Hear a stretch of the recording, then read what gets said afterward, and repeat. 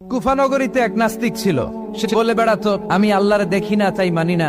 কুফানগরীর লোকজন বলে, আমাদের এক ইমাম আছে নাম নু'মান ইবনু সাবেত, ওনার সাথে বসলে তুমি আল্লাহরে দেখতে পাবা।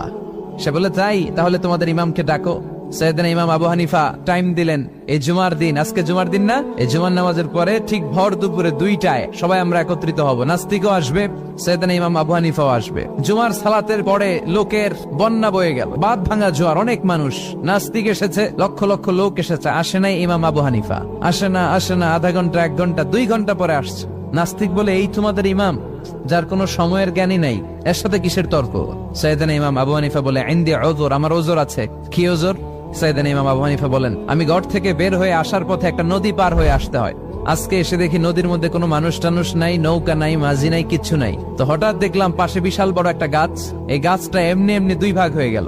হঠাৎ গাছ থেকে এমনি এমনি লম্বা তক্তা হয়ে গেল। এমনি এমনি তক্তাগুলো জোড়া লেগে